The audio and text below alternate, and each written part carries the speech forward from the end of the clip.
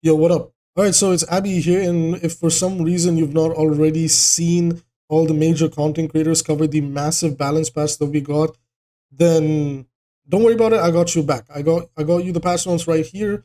I'll be displaying them on the screen as we go through it. So finally, the Jotes comp has been killed. The Junker Queen Goats comp. If you don't know what it is, just ask away in the comments, and I'll cover it over there. I don't want to like super hardcore draw this video out. I just wanted to be a little bit simple and straight to the point. There is something very controversial and scary in here that I want to discuss. But let's talk about Junker Queen. So, commanding shot was the only thing that needed to be adjusted, and they did it. Thank you, Blizzard. The allied HP bonus has been reduced from 100 to 50. The allied duration has been reduced from 5 to 3 seconds. The temporary HP no longer decays over its duration, which is like, all right. That's a slight buff, but whatever. Cooldown increased from 11 to 15 seconds. So, for sure, Junker Queen was really, really strong at Overwatch League level at high levels of play, but this should bring her in line to make sure that she doesn't enable some goats like comp, and she doesn't turn everybody into like mini tanks, right? Anyways, in general, the temporary HP now grants 50% reduced ultimate charge instead of zero ultimate charge. This is going to be really, really needed going forward. And I think this does apply to Hammond's adaptive shields as well. And honestly, that's a long time coming, so nice. And now the old DPS passive is actually applied to every hero in the game. All heroes now refund up to 30% ult charge uh, on the hero swap. I'm gonna just leave it at that. There's too much to cover. Otherwise, I talk about everything in a lot of detail. The new damage roll passive. This is the crazy one. And when I first saw this last night, like really late at night, and I was with my best friend, I was like, "No, man, no way! Like, if you can make high level DPS players go like, hey, I'm looking at this and this is crazy. This is actually really, really stupid. Then you've actually done something pretty silly." And then I kind of went over on Twitter and like so many, like even like so many Overwatch League DPS players were like, this is crazy. And content creators were shocked by it. Like, this is a very big buff. And the buff, the new passive buff is elims will now grant 25% increased reload and movement speed for 2.5 seconds. It does not stack, but it will refresh the duration. What's crazy about this is a massive buff to flankers. So Sombra, Genji, Tracer, Echo, maybe Sojourn. These characters will take massive advantage of these of this new passive. But this doesn't do anything for somebody like Widowmaker, Hanzo, Ash. I guess Ash benefits from the reload speed, but whatever. Like, it doesn't do anything for those characters like Mei, Junkrat. They don't really like, it doesn't do anything. And Samito actually had a pretty good take on this. Maybe it's time we revisited the concept of having what is that called? The attack and defense and damage again, and giving the two different attack and defense two different role passives. Because at the moment, this is a huge buff to the characters that don't need it, and for the characters that might need some help in Overwatch 2, it doesn't really do anything for them. So it is what it is. Anyways, moving on, Orissa's HP has gone up from 250 to 275, and the armor has gone up from 250 to 275, and the energy javelin has been reduced by from 8 seconds to 6. Now, there was another buff that Orisa got near the end of the second beta that I cannot remember for the life of me, but I remember it was a good change. They are doing everything possible to push this character into the meta. And the most controversial thing about this is, unfortunately, she's in the same situation like Roadhog, where she's very selfish. It's all about herself. She doesn't really do anything for the team.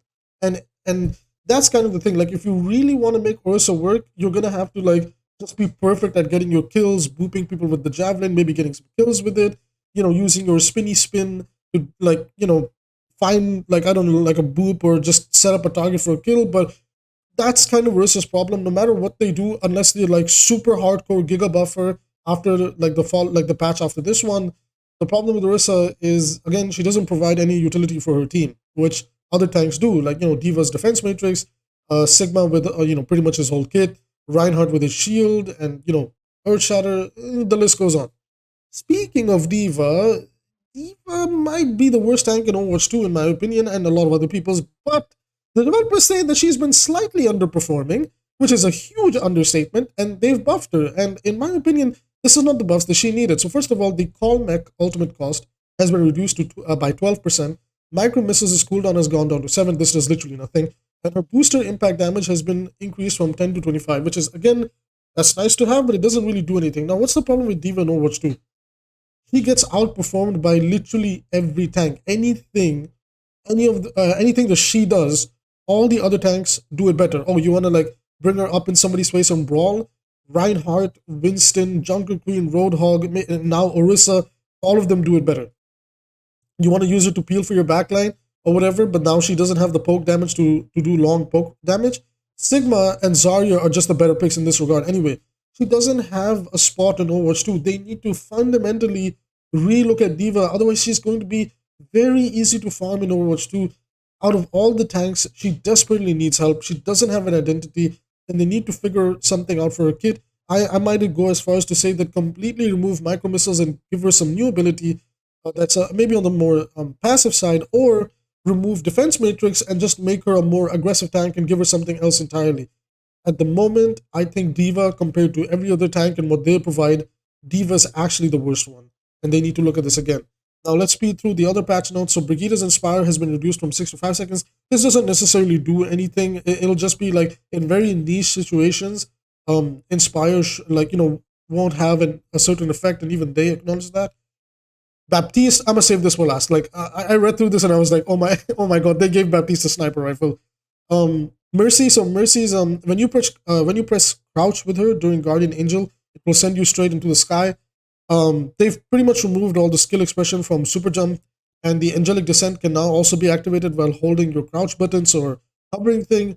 I'm not gonna go down this rabbit hole. I also think Mercy needs a fundamental rework. She's one of those characters where she wasn't designed for 5v5, and she's gonna feel a little bit awkward here and there. But in the case of Mercy, you can actually make her work. In D.Va's case, not so really. Bastion's Ironclad passive is back. I don't know why they're trying to push this guy, but it is what it is. I don't think he's going to be a strong pick, but he will be a surprise pick that will catch people off guard. It's also really not that hard to counter a Bastion, so if you're struggling to do that, come on, man, it's 2022. You can do better. Reaper's Hellfire Shotgun spread has been reduced from 8 to 7 degrees. They're kind of giving him a little bit of a buff. I don't know if it does anything for him, but we'll have to test and see. Sojourn's railgun energy gain from non-player targets like barriers and turrets has been reduced by an additional 50%. This is a nice change. It's a decent nerf. Sombra's hack ability has been increased from 1 to 1.75 seconds. This is a pretty strong buff, and it might be a bit too strong, especially considering the fact that she can still hack and invis, and like locking somebody out for 2 seconds is really, really silly. But we'll have to see it in testing and if she can keep up with the fast pace of the game. Now going back to the hero that I saved for last, Baptiste. Baptiste's primary fire damage is now has gone up from 24 to 25. Alright, like that's whatever. The real kicker here is the fall off range has been increased from 20 to 25 meters. They literally gave this guy I believe when he launched, this was the same numbers, and he was doing better damage than a Soldier 76 was. And now I'm entirely convinced, and this is going to be the note that I end this video on. I genuinely think Baptiste and 𝐒𝐿 will be meta, and there'll be very niche scenarios where Ana will come in, and maybe you'll swap around Brigitte and Lucio to play with 𝐒𝐿. Like 𝐒𝐿, like I genuinely think 𝐒𝐿 will be in the meta, but Baptiste and 𝐒𝐿 put together, they cover everything. Big AoE healing, got it. Good single target healing, got it. Immortality in 2 different ways and a cleanse, got it. Like damage increase and speed increase and everything, like got it. Like I'm talking about both of them. Like they have everything covered now from Baptiste and 𝐒𝐿. Of course, this might be an oversight, and we don't know who the meta tanks will be and everything. But in terms of supports, I think Baptiste, 𝐒𝐿 are going to be very, very strong. Regardless, that's it for this video. What do you guys think? Are you excited for these changes? Do you think the DPS role passive is silly? Do you like it? Do you think it's going to do anything? And what do you think the meta is shaking up to be? Who do you think is going to be the best heroes and the worst heroes? Personally, I still think, like, in terms of tanks, D.Va needs help. That's just my opinion. With that being said, that is it for this video. I hope you genuinely enjoyed it. Liking and subscribing are free ways to support this channel. So I would really appreciate it if you did that. It helps with the algorithm and helps get me out there to reach more people. Now with that being said, I will see you in the next video.